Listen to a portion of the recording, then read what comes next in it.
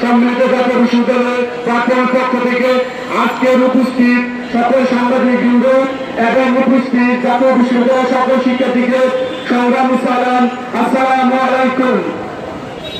এখনো বাতাসে ভাষাতে রক্তের গান, কেন খুনি ভুক্তান করে ঘুরে যাচ্ছে। আজকে আমি বেশি কথা বলবো না, দুইটি কথা শুরু করে যাব। আমাদের উপদেষ্টা মন্ত্রীদেরকে বারবার পরামর্শ দিচ্ছি, আপনারা সচেতন হন ও সতর্ক হন। ঘাতক গোষ্ঠী আমাদের চারপাশে ঘোরাঘুরি করতেছে। দেখেন আমাদের সামনে সচিবালয়ে গতকাল রাতে আগুন দিয়েছে। কারা দিয়েছে? ঘাতক গোষ্ঠী। এত হাই সিকিউরিটি সম্পূর্ণ প্রতিষ্ঠানে কিভাবে ঘাতক গোষ্ঠী আক্রমণ করে, সেটা সেই জন্য বলি, আমি স্বরাষ্ট্রমন্ত্রীকে বলছি, স্বরাষ্ট্র উপদেষ্টাকে বলছি, আপনার সতর্ক হন। আপনার আইন শৃঙ্খলা বাহিনীকে বিশেষভাবে অভিযোগ করেন, তাদেরকে সতর্ক করে দেন। তাদের পূর্ণবর্তিত দায়িত্ব সেটা যথাযথ পালন করার জন্য বিশেষভাবে নির্দেশ দেন। যদি কোনো প্রশাসন ভাই তাদের পূর্ণবর্তিত দায়িত্ব পালন করতে না চায়, তাদেরকে চাকরিচ্যুত করে নতুন নিয়োগ দেন। আমরা রক্ত দিয়ে নতুন স্বাধীনতা করেছি, আর রক্ত দিব না। এই যে আমার বিভিন্ন বিশ্ববিদ্যালয়ে যারা ব্যক্তি ছিল, তাদেরকে বিভিন্নভাবে হুমকি এবং হত্যাকাণ্ড কিলিং হত্যা চলছে। আমরা এর সুষ্ঠু বিচার ও তদন্ত চাচ্ছি। আরেকটা কথা বলি, আমাদের স্বরাষ্ট্র মন্ত্রণালয় এবং আইন শৃঙ্খলা বাহিনী আপনাদের প্রতি উদাত্ত আহ্বান, আপনারা অপরাধীদেরকে চিহ্নিত করে অবিলম্বে দৃষ্টান্তমূলক শাস্তির ব্যবস্থা করুন এবং রাজধানী সহ সারা বাংলাদেশে জোরপূর্বক ব্যবস্থা করুন, যাতে আর কোনো মায়ের কোন খালি না হয়। আমরা আর শরীরের লিখ বৃদ্ধি করতে চাচ্ছি না, আমরা আর কোন সহযোগিতার মৃত্যু দেখতে চাচ্ছি না। আমরা একটি বৈষম্যমুক্ত সুন্দর সুশৃঙ্খল দেশ চাই। একটি সুন্দর সুশৃঙ্খল দেশ গড়ার জন্য প্রয়োজন স্বচ্ছতা, জবাবদিহিতা ও আইনের সুস্থ ব্যবহার। এখনই সময় আইনের সুস্থ প্রয়োগ। দীর্ঘ 16 বছর প্রেসিডেন্টের মাধ্যমে আইনের অনেক অপব্যবহার হয়েছে। নতুন স্বাধীন দেশে যেন আইনের কোনো প্রয়োজন না হয়, সেটা খেয়াল রাখতে হবে। আর একটি কথা বলা যায়, লাস্ট কথা, আমাদের দেশে বিগত 16 বছর প্রেসিডেন্ট ছিল, স্বৈরাচারী ছিল। আমাদের দেশে বিভিন্ন ধরনের নৈরাজ্যপূর্ণ কাজ চলছে। বিগত সময়ে যেরকম বেশিরভাগ স্বৈরাচারী সৃষ্টি হয়েছিল, তারা যেন বর্তমানে বাংলাতে কোনো স্থায়ী না পায়। তারা যারা অপরাধের যুক্ত, তাদের দ্রুত বিচারে আওতায় আনতে হবে। আর ভবিষ্যতে যেন কোনো প্রকার ব্যতিক্রম সৃষ্টি না হয়, সেজন্য সবাইকে সতর্ক থাকতে হবে। লাস্ট ছাত্র সমাজদেরকে বলে যাই, ভাই তোমরা যদি থেমে যাও, দেশ থেমে যাবে। তোমাদের জাগতে হবে, দেশকে সচেতন করার জন্য তোমাদের প্রয়োজন আবার আত্মহত্যা দিতে হবে, প্রয়োজন আবার আত্মহত্যা দিতে হবে। এই বলে আমি আমার সংক্ষিপ্ত বক্তব্য শেষ করছি। উপস্থিত জাতীয় বিশ্ববিদ্যালয়ের প্রতিনিধিবৃন্দ, উপস্থিত আপনার জনসাধারণ, আমরা আজকে যে দাবি নিয়ে এসেছি, এই দাবিটি হল, আমরা জুলাই বিপ্লবের মাধ্যমে বাংলাদেশ থেকে স্বৈরাচার হটিয়েছি। বাংলাদেশ থেকে স্বৈরাচার হটানোর 6 মাস পর এখন পর্যন্ত আমরা লক্ষ্য করছি সারা বাংলাদেশে গুপ্ত হত্যা হচ্ছে। আমরা লক্ষ্য করছি সারা বাংলাদেশে স্বৈরাচারের দূষণেরা কাজ করে যাচ্ছে। আমরা লক্ষ্য করছি সারা বাংলাদেশে স্বৈরাচারের প্রেতাত্মারা এখনো জেগে আছে। যা জাতীয় বিশ্ববিদ্যালয় সম্মিলিতভাবে আমরা এটা ঘৃণা ভরে প্রত্যাখ্যান করছি, ঘৃণা ভরে প্রত্যাখ্যান করছি, ঘৃণা ভরে প্রত্যাখ্যান করছি।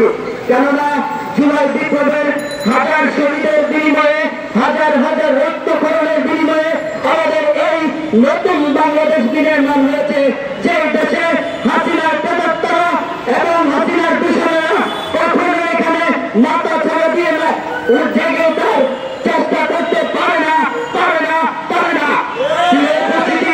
আপনারা জানেন, আমাদের রাষ্ট্রের সবচেয়ে গুরুত্বপূর্ণ একটি জায়গা সচিবালয়। যেই সচিবালয়ে 2টি দপ্তরে আগুন লাগিয়ে দেওয়া হয়েছে। আপনারা কি জানেন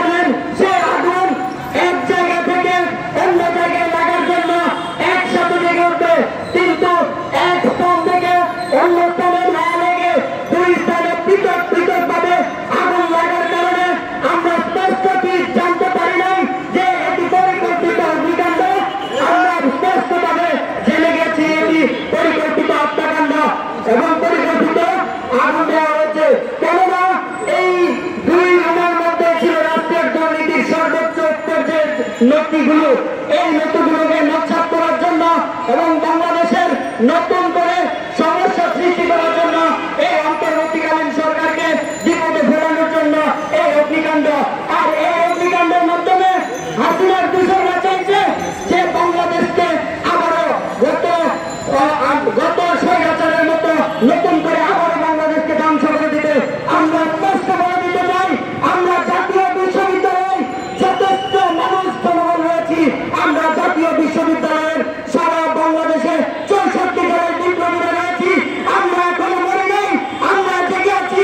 অবিলম্বে যদি এই হাসিনা সরকারের দূষণদেরকে সচিবালয় থেকে উদ্ধার করে এই তদন্তের মাধ্যমে কিভাবে আগুন লাগানো হয়েছে, কেন আগুন লাগানো হয়েছে এর ব্যবস্থা না করা হয়, আমরা জেগে উঠবো, খুশি উঠবো।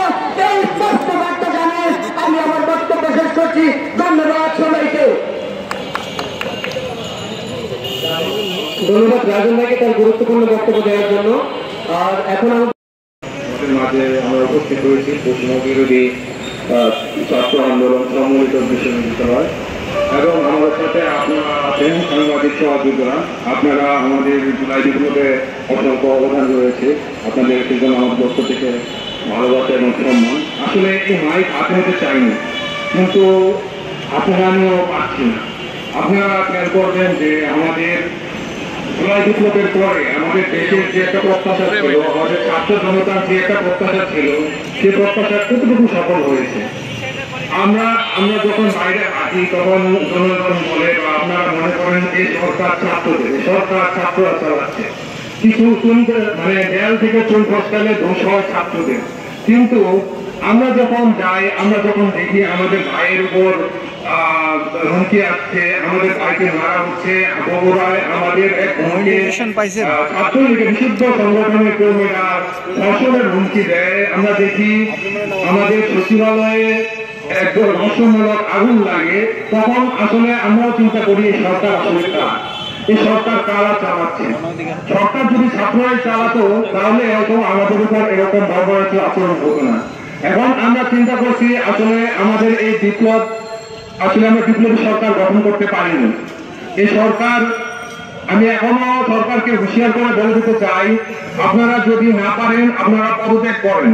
বিশেষ করে আমি স্বরাষ্ট্র মন্ত্রণালয়ের মন্ত্রী এবং প্রশাসনকে বলতে চাই, আপনারা এখানে আছেন জনগণের সেবক, কিন্তু আপনারা যদি দালালি করেন, আপনারা যদি দুর্নীতি করেন, এখনো সময় আছে। 24-এর যে স্পিরিট সেটা কিন্তু জমে যায়নি। আমরা যদি আবার জেগে উঠি, আপনারা কিন্তু ঘর ছেড়ে পালাতে ভাবতে হবে।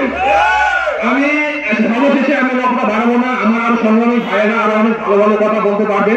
তো আমি একথাই বলে যাই, আমি এই মুহূর্তে আমাদের জাতীয় বিশ্ববিদ্যালয় এবং অন্যান্য বিশ্ববিদ্যালয়ের সকল ছাত্র এবং জনতার কাছে আহ্বান জানাচ্ছি, আপনারা দ্বিতীয় বিপ্লবের জন্য প্রস্তুত থাকুন।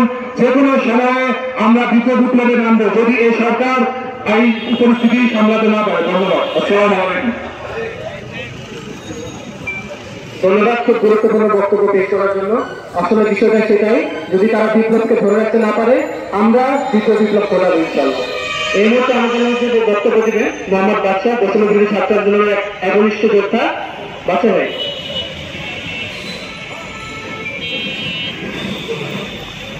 সংগ্রামী সহযোদ্ধাগণ, শুরুতে আমি 34 জুলাই নিহতদের বীরদের প্রতি শ্রদ্ধা রেখে আমি আজকে জাতীয় বিশ্ববিদ্যালয়ে সম্মিলিত ব্যারাক থেকে আওয়াজ তুলতে চাই। উপদেষ্টাদেরকে আমি স্পষ্টভাবে আমরা বলতে চাই, সুশীল হয়ে যদি আপনারা দেশ চালান তাহলে শুধুমাত্র সচিবালয় করবে না, জাতির কপালও পড়বে। এই ছাত্ররা 31 জুলাই গণঅভ্যুত্থানে যে সকল শহীদ হয়েছে 2000, এবং আমরা যে এখনো ছাত্র জনতা বীররা এখনো জেগে আছি, আমরা স্পষ্ট করে বলতে চাই, আপনারা যদি উপদেষ্টা মন্ত্রী হয়ে এখনো যদি আপনারা এই স্বৈরাচারের বিচারের আওতায় আনতে না পারেন, আপনাদের যদি এখনো ব্যর্থতা থাকে, আপনাদের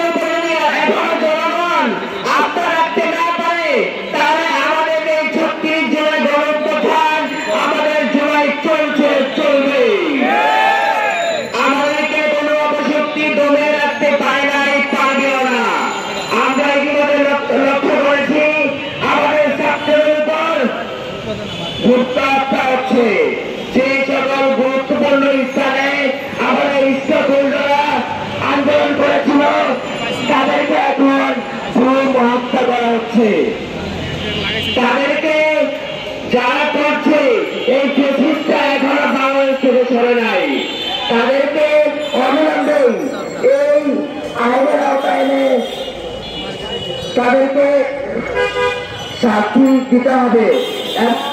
ভারতকে বলতে চাই, ভারতকে স্পষ্ট করে বলতে চাই, এই তারুণ্যের বাংলাদেশে, এই বীরদের বাংলাদেশে আপনারা আবারও মনে করেন মাইকে কি হয়েছে?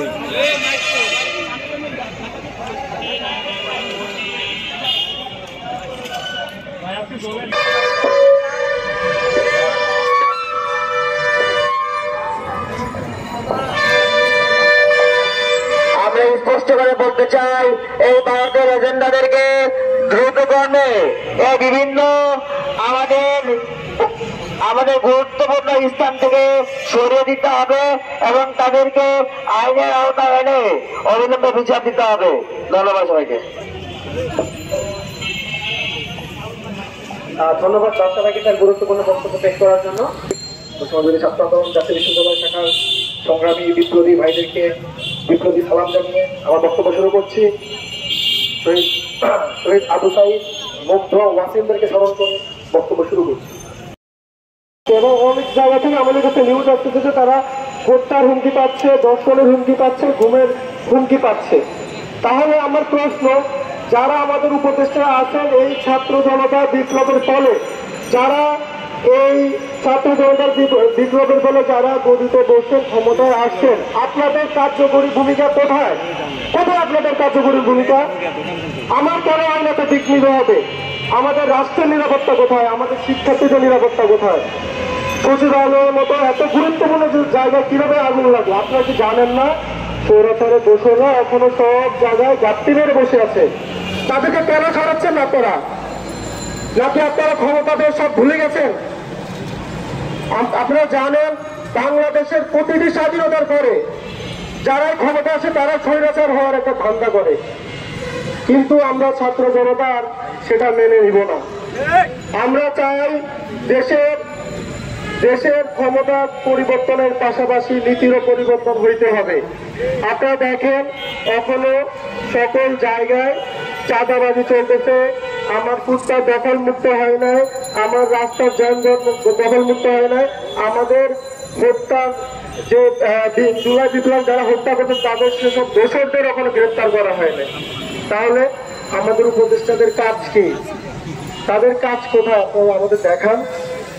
আমি তাদের উদ্দেশ্যে বলতে চাই, আপনারা যদি খুব দ্রুত যদি এইসব বিষয় যদি বিচার না করেন, তাহলে আমরা সম্বলিত জাতীয় বিশ্ববিদ্যালয়ে আমাদের ছাত্র যোদ্ধাদের নিয়ে আমরা আবারও রাজপথে নামবো।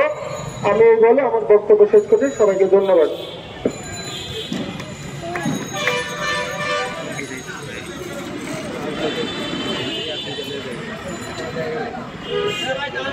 আন্ডারে প্রায় 2000-এর অধিক কলেজ সংযুক্ত আছে।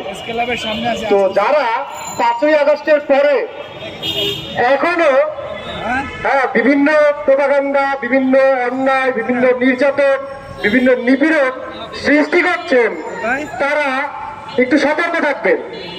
কারণ 2000-এর অধিক কলেজ যখন একত্র আপনাদেরকে ভয় করবে, তখন আপনার পালানোর রাস্তা পাবেন না।